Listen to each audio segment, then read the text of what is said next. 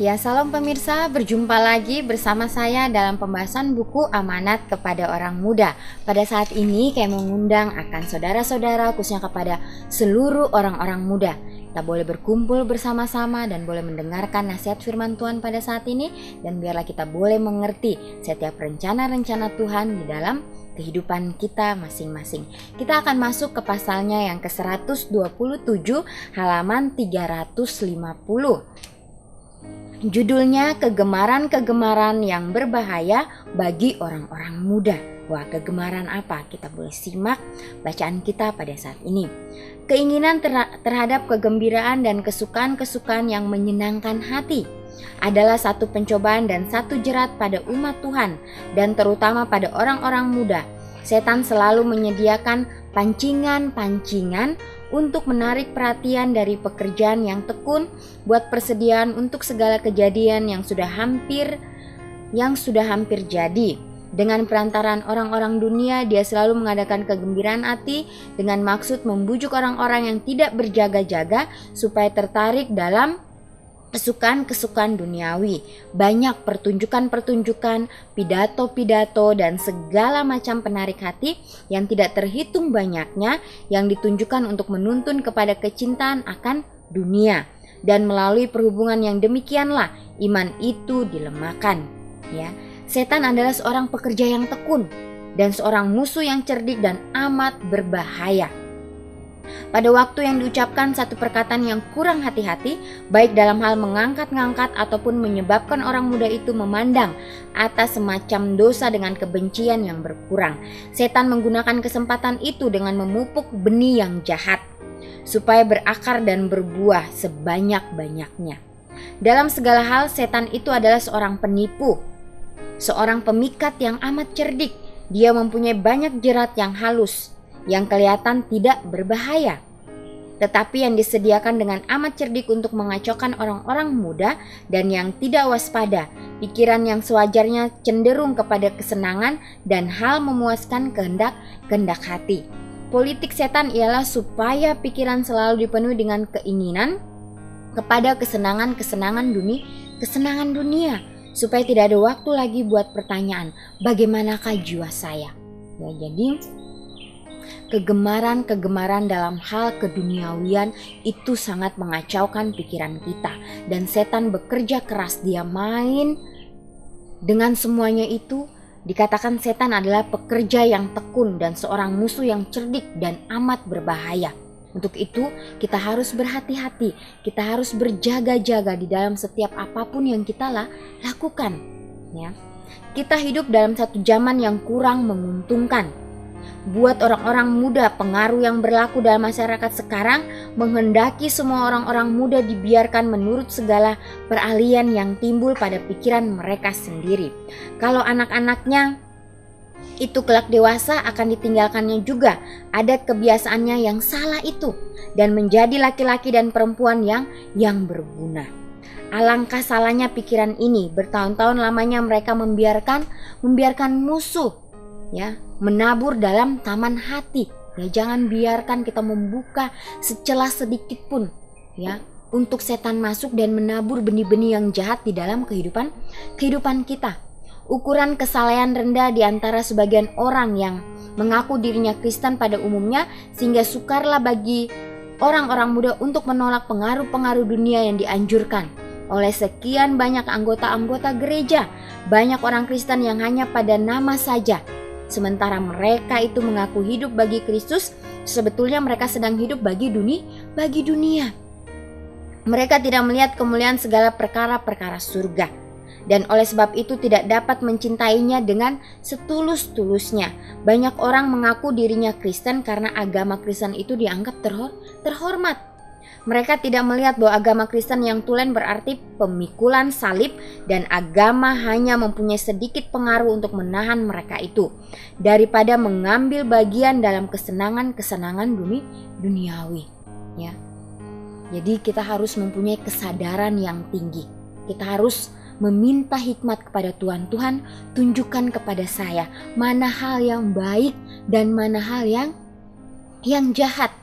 Di dunia ini sekarang bukannya hitam dan putih, ya, tetapi hitam dan abu-abu, ya, kita disamarkan, ya.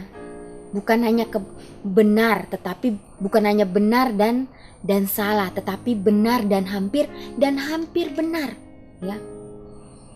Untuk itu perlunya kita penyerahan kepada Tuhan, ya, dengan sepenuh hati kita, ya. Sebagian orang dapat masuk dalam rumah-rumah dansa dan turut dalam segala kesukaan-kesukaan yang didapat di sana, ya. Jadi kesenangan-kesenangan duniawi, penghiburan-penghiburan yang hanya memuaskan akan diri kita. Sebagian lagi tidak dapat berbuat sampai sejauh itu, tetapi mereka dapat mengunjungi pesta-pesta, piknik, pertunjukan-pertunjukan, dan tempat-tempat kesenangan dunia yang lainnya. Dan mata yang setajam-tajamnya pun tidak akan dapat melihat beda di antara rupa mereka itu dengan orang-orang yang tidak beriman, ya.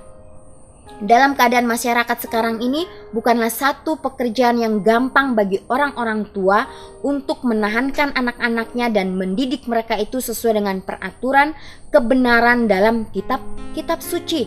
Anak-anak seringkali menjadi kurang sabar dan ingin mendapat jalannya sendiri dan berbuat menurut kesukaan hatinya.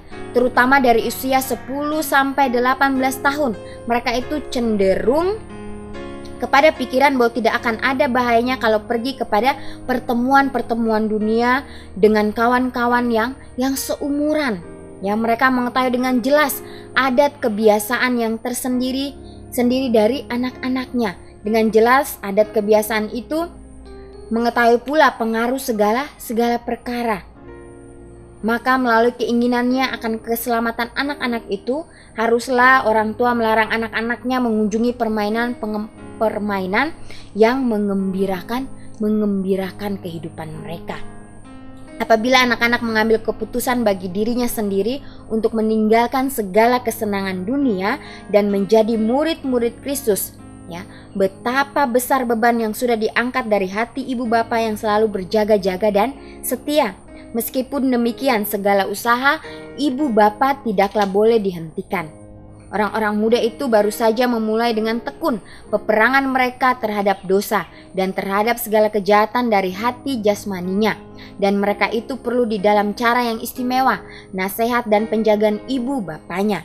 Ya, orang-orang muda pemelihara risabat yang telah menyerahkan kepada pengaruh dunia harus diuji dan dicobai. Bahaya akhir zaman sudah datang pada kita. Dan satu pencobaan ada di hadapan orang-orang muda yang tidak disangka-sangka. Oleh mereka itu, ya, mereka itu akan sungguh-sungguh murni tahan uji. Mereka mengaku sedang menunggu-nunggu kedatangan anak manusia, tetapi sebagian daripadanya sudah menjadi satu teladan yang amat jelek sekali kepada orang yang belum menaruh percaya. Ya, mereka belum mau meninggalkan dunia, melainkan bersatu dengan dunia dalam mengunjungi piknik-piknik dan pertemuan-pertemuan kesukaan yang lain. Ya, memuji-muji dirinya bahwa mereka itu sedang turut dalam kesukaan-kesukaan yang tidak berbahaya. Padahal mereka sudah terjerat di dalam lingkaran daripada si jahat. Tapi mereka anggap itu adalah benar. Ya. Ada orang yang selalu bersandar kepada dunia. Pemandangan dan perasaan mereka itu lebih sesuai kepada roh dunia, ya, daripada pengikut-pengikut Kristus yang menyangkal dirinya. Adalah hanya sewajarnya saja mereka itu lebih suka pergaulan orang-orang yang rohnya cocok lebih baik kepada roh mereka sendiri. Dan orang-orang yang demikian mempunyai terlalu banyak pengaruh di antara umat Tuhan. Mereka menjadi satu pihak dengan umat Tuhan dan mempunyai pengaruh pula di antaranya. Tetapi mereka itu adalah merupakan satu buku pelajaran bagi orang-orang yang tiada percaya dan bagi orang-orang yang lemah dan yang belum menyerahkan diri di dalam sidang. Pada zaman pembersihan ini, maka segala orang yang tersesat di atas ini akan bertobat dan disucikan melalui penurutan kepada kebenaran. Atau mereka akan ditinggalkan bersama-sama dengan dunia, menerima upahnya bersama-sama dengan orang-orang dunia. Tuhan tidak mengaku orang yang suka kepelisaran itu sebagai pengikutnya. Wah, jadi sangat jelas sekali ya. Tuhan tidak mengakui orang-orang yang suka kepelisiran itu sebagai pengikutnya, ya. Hanyalah orang yang menyangkal diri dan yang menghidupkan satu kehidupan yang sederhana, rendah hati, dan kesucian yang betul-betul menjadi pengikut Kristus yang sejati. Maka orang-orang yang demikian tidak akan menyukai percakapan sendau gurau dan yang sia-sia dari orang yang cinta akan dunia. Ya. Pengikut-pengikut Kristus yang benar selalu mempunyai korban-korban yang akan diadakannya. Mereka akan menjauhi tempat-tempat kesenangan dunia karena mereka tidak mendapat Tuhan Yesus di sana. Ya. Tiada pengaruh yang akan mendorong mereka itu memikir-mikirkan hal surgawi dan mempertambahkan pertumbuhan mereka itu dalam karunia. Penurutan terhadap perkataan Tuhan akan memimpin mereka itu keluar dari segala perkara ini dan terpisah daripadanya. Ya. Jadi di sini katakan pengikut-pengikut Kristus yang benar selalu mempunyai korban-korban yang akan diadakannya, baik itu penyangkalan diri kita yang memikul salib Yesus setiap hari, datang kepada Yesus ya dengan doa-doa kita dengan penuh penyesalan ya, dengan hati yang hancur ya, sehingga kita boleh ya mendapatkan akan pembaruan di dalam kehidupan kita. Ya, bila mana kita menjadikan Yesus sebagai batu karang kita harus jatuh di atas batu itu. Ya, kita harus mempunyai hidup yang hancur, menyerahkan semuanya kepada Yesus, sehingga Yesusnya yang sanggup membantu kita. Ya, saudaraku, ya kita tidak bisa mengandalkan akan diri kita, ya, karena kita ini lemah, ya, karena kita ini tidak berdaya. Ya, betapa pentingnya penyerahan sepenuhnya kepada Tuhan. Ya, sebab itu daripada buah-buahnya kamu akan mengenal Dia, dalam Matius 7 ayat 20 ya. Dari buah-buahnya lah kamu akan mengenal Dia. Begitu pula dengan masing-masing kita. Ya. Bila mana kita adalah pengikut Kristus yang sejati, tunjukkanlah buah-buah itu kepada orang lain, ya. Demikianlah pernyataan juru selamat. Semua pengikut Kristus yang sejati akan mengeluarkan buah-buah buat kemuliaan-Nya. Amin. Hidup mereka menjadi saksi bahwa satu pekerjaan yang baik sudah dikerjakan di dalam mereka itu oleh Roh Tuhan, dan buah-buahnya itu pun menuju kesucian adanya. Hidup mereka bersih dan ditinggikan. Tindakan yang benar adalah buah-buah yang pasti dari perbaktian yang benar. Dan barang siapa yang tidak mengeluarkan buah serupa ini, membuktikan bahwa mereka itu belum mempunyai pengalaman dalam perkara-perkara Tuhan. Mereka itu tidak dalam pokok anggur itu. Yesus berkata, "Hendaklah kamu tetap di dalam aku, dan aku juga di dalam kamu. Sama seperti carang tiada dapat berbuah dengan kuasa dirinya sendiri, jikalau tidak tetap pada pokok anggur. Demikian juga kamu pun tidak dapat jikalau tidak kamu tetap di sana, tidak tetap di dalam aku. Aku inilah pokok anggur yang benar dan kamulah carang-carangnya. Siapa yang tetap dalam aku dan aku pun di dalam dia, ialah berbuah lebat. Karena kalau tiada beserta dengan aku, suatu pun tiada dapat kamu berbuat." Ya. Barang siapa yang ingin menjadi orang yang berbakti kepada Tuhan yang benar, mereka haruslah mengorbankan segala berhalanya. Yesus berkata kepada ahli Taurat itu, "Hendaklah engkau mengasihi Tuhan dengan sepenuh akal budimu. Inilah hukum yang besar dan yang terutama." Ya, Matius 22 ayat 37 dan 38. Empat hukum yang pertama dalam 10 hukum itu tidak memperkenankan perpisahan cita-cita hati dari Tuhan. Bukan pula sesuatu perkara dapat merasai kesukaan kita yang setinggi-tingginya dalam Dia. Kita tidak dapat maju dalam pengalaman kekristenan sampai kita dapat menjauhkan segala perkara yang memisahkan kita dari Tuhan. Kepala sidang yang sudah memilih umatnya dari dunia ini menuntun supaya mereka itu bercerai dari dunia. Ya. Dia merancangkan supaya roh hukumnya dengan menarik pengikut-pengikutnya kepada dirinya akan menceraikan mereka dari anasir-anasir dunia. Kasih kepada Tuhan dan pemeliharaan hukum-hukumnya adalah jauh jaraknya daripada cinta, ya. Daripada cinta kepada segala kesenangan dunia dan persahabatannya, tidak ada persetujuan di antara Kristus dan Beelzebub, ya. Yesus tidak berkenan dengan orang-orang yang selalu memikirkan hal-hal duniawi. Ya, kita harus memisahkan diri kita ya, dari hal-hal yang dapat membuat diri kita ini jauh daripada Tuhan. Ya, katakan dalam setiap pemikiran kita, perkataan kita, tingkah laku kita, baiklah kita boleh mencerminkan akan kasih Tuhan. Ya, pada saat kita dikelilingi ya oleh orang-orang yang tidak mengenal akan kebenaran Tuhan, ya, bagaimana ya kita mencerminkan akan karakter Yesus dalam kehidupan kita untuk orang-orang di sekitar kita, ya. Jangan sampai kita tertarik atau kita terjerat dengan hal-hal itu dan kita pun sama mengikuti orang-orang duniawi. Orang-orang muda yang menurut Kristus mempunyai satu medan peperangan di hadapannya. Ya, jadi kita hidup di dunia ini, kita di dalam peperangan, ya, peperangan di dalam diri kita masing-masing, ya, melawan setiap kegelapan, melawan setiap kehidupan kita, ya. Setiap hari mendapat salib yang harus dipikulnya dalam soal mereka bercerai dari dunia. Jadi setiap hari kita harus memikul salib, ya, dan meniru hidup Kristus. Akan tetapi adalah banyak perjanjian yang indah-indah yang sudah dituliskan bagi semua orang yang mencari juru selamat. Pada waktu masih muda, hikmat itu memanggil anak-anak manusia. Aku kasih akan orang yang mengasihi aku, dan barang siapa yang mencari aku dengan rajin, itu kelak akan mendapatkan aku.